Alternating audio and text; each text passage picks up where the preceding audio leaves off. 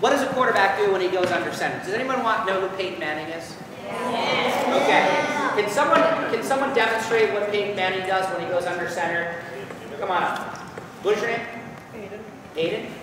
Aiden Manning. No Giant fans here, right? Just kidding. Just kidding. Hate the Giants are. All right. What does Peyton Manning do when he goes under center? He looks at the defense. Mine is switching the play. Yeah. Like this, and then once he gets the ball. No. Before he snaps the ball, he does a pre-snap read. He looks at the defense, and then what does he do with his teammates? He switches them around. Precisely. So what does he like? Demonstrate it. Yeah. That's right. That's right. Well, guess what? That's what we do as goalies. We address what happens in front of us, and we react. Okay? We react to what is happening. All right. Great job, Aiden. So we react to what is happening. We are able to see everything in front of us. Okay? Our six teammates, right? The 3 middies and the 3 defensemen don't have that ability. They have the responsibility of guarding their man or guarding the ball. And we have to orchestrate, right? Like a Peyton Manning has to orchestrate the ability, he has to orchestrate what is happening and how to control the people in front of him so they limit the opportunities for the offense to score a goal. What is the most important thing you need to say to your defenseman when the ball comes over the midfield line? What's like an obvious thing to say? Stop the ball. Well, yeah, guard your men, all right? But one step further. If the ball's on your side of the field and everyone's running around trying to chase the men down, wouldn't it be nice for them to know Where the ball is. right? Coach? Where the ball is. Yeah, you want to identify where the ball is, right? So what do you say if Coach Santangelo has the ball? What would be a logical thing to tell your team where the ball is? What would you say? That's right. What's your name? Dylan? Dylan, speak up. Ball center. Yeah, so ball's in the center of the field. So I would say top center, but if you're comfortable with saying center, it's fine. Okay, what about Coach Collin over there in the red fleece? Top right. Right? Say top right. He's the top part of the restraining box, and he's to my right. So he's top right. How about over here? Chris Santangelo sleeping. Top left. Yep, top left. Okay? And then what happens if an attacker gets the ball, or an attack woman gets the ball, and the ball's here? What would you tell your team where the ball is? Dartmouth. Well, we're not bottom, right? Bottom's behind the goal, because remember, there's 10 yards behind the goal. What would someone say? You'd say, guess what's Drew? Drew's going to be defending me as a goalie. He's going to be a goalie. What's he going to be on? What's his body going to be resting on? On the pipe, right? So the pipe is distinguished basically as the goal line. So I'd say goal line, pipe, he's even, whatever you want to say, whatever you're comfortable. Communicating is got to come naturally. Okay? No one is going to respond to someone that just says, ball is top center, ball is top center, ball is top center, ball is top center, ball is top left, ball is top left, top left, ball is top left. No one's going to respond to that. You've got to be like Aiden demonstrated before. You've got to be an emotional, communicative leader that not only does your defense listen to, but they respond to. Okay? And you're not going to be a great communicator overnight because it takes a lot of practice. But there are 2 things that you always want to communicate to your defense. Someone already said one of them. Who could say the other thing? Yes, Dylan. Sorry? If someone's cutting. You want to make aware of what's happening around you. You can say, hey, watch 43, he's cutting. That was your number. Look at that. It's pretty good. So, but what I would say is, I always designate 2 things before I do anything. All right? Because there are a lot of things to say. You can say the guy's a lefty, the guy's a righty. Don't let him get his, strong hand. Watch the roll back, watch the cutting, get on his hands, blah, blah. There's a million things to say, but for your purposes today, remember this. Always establish where the ball is, and don't say it once, say it twice. Okay? So when Coach Santangelo has the ball, I'm going to say, top center, just because I want everyone to hear me. If they don't hear me the first time, they're going to hear me the second time. Okay? The second thing that I need to tell everybody to do is what? Aiden. Okay, tough question. if Coach Dooley is guarding Coach Santangelo, okay? Coach Dooley is going to try his best to guard him. Coach Santangelo will probably run circles around him, but he's going to try and guard him as best his ability. But if Coach Santangelo wants to score a goal, he's going to try and run by him. So what is my responsibility as the leader on the field to do? Can anyone take a guess? Chris? That's right. So Chris just said, call out who is hot. What does that mean? Not great looking like I am, but you know what I mean. What does that mean? Go ahead. Who's going to help Coach Dooley when Coach Santangelo runs circles around? Okay? I need to know, I got to say this. If Drew is my crease defenseman, all right? Coach Dooley is guarding Coach Santangelo. I'm going to be in the goal in my athletic ready position, the way Drew told us. Okay? Ball's top center. Ball's top center. Drew, you're hot. Drew, you're hot. Because I want to... I don't mean it that way. I'm married. That hot is an expression. People respond to things like hot and fire. It's part of our own human nature. If someone yells fire, what do? You run for the door, right? Okay? If I say you're hot, you say what? You know? Okay? What we say, or you're going, or you're the slide. Whatever you feel comfortable. Drew, you're the slide. Drew, you're the slide. So I'm now designating the following. Where the ball is, who's guarding him, Coach Dooley, and who is going to slide in the event that Coach Dooley is not able to guard Coach Santangelo.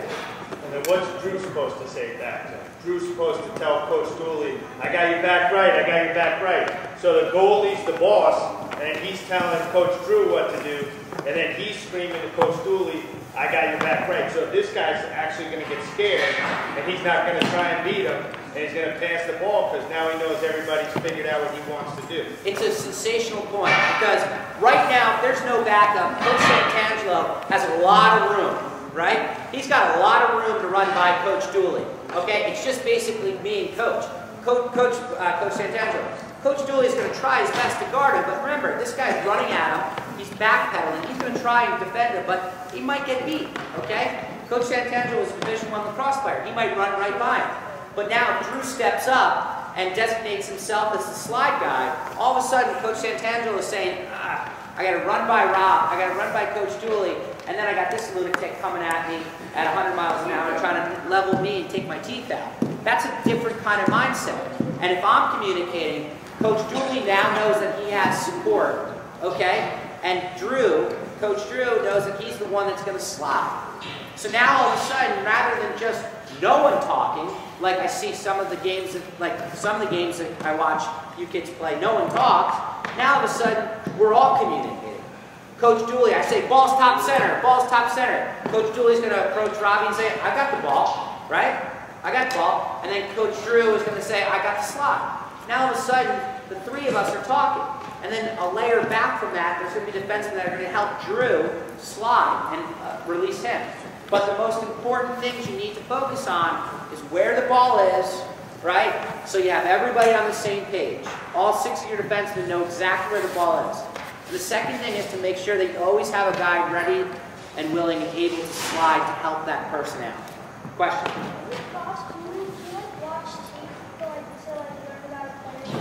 That's a great question. It's not necessarily about communicating, but what's your name? JR?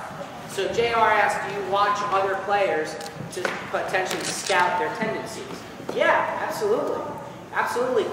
Certain players are taught to do certain things and are good at certain things. Robbie, Coach Santangelo might be a midfielder that's really good running from right to left and shooting on the run, and he loves to shoot for this corner.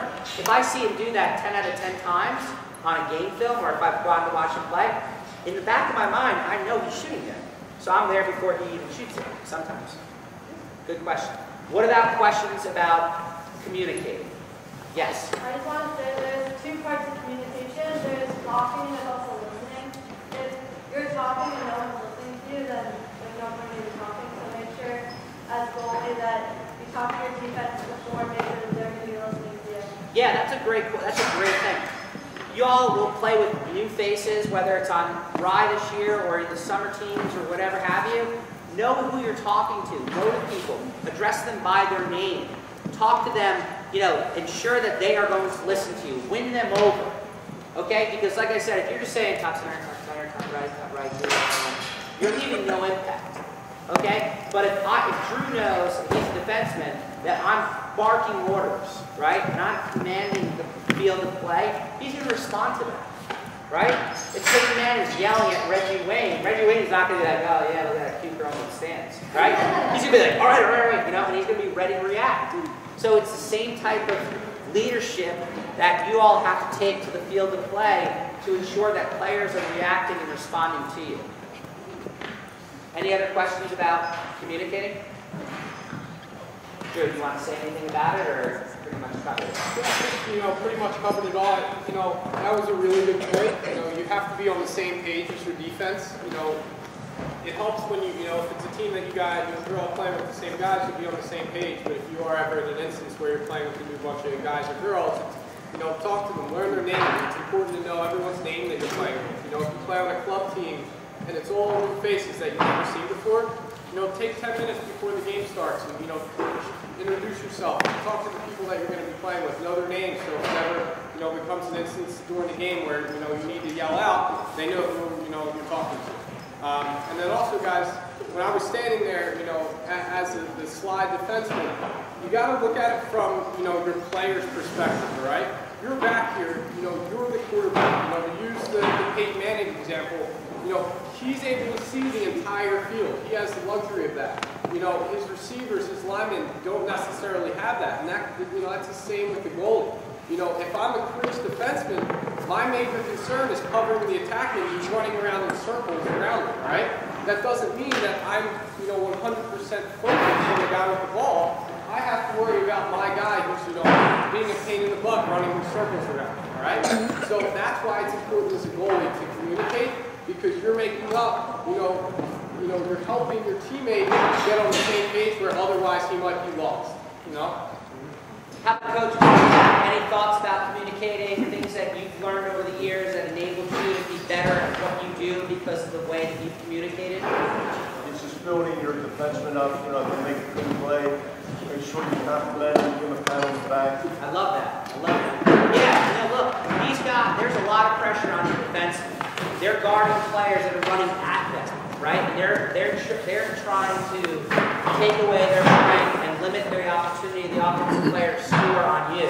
They're defending you, right? So it's your job. When that ball's clear, go up there, pat them on the back, tell them how great of a job they do. Communicating is more than just barking orders. It's actually embracing the people around you so they begin to play for you, and they play for you at a high level. Because guess what? When you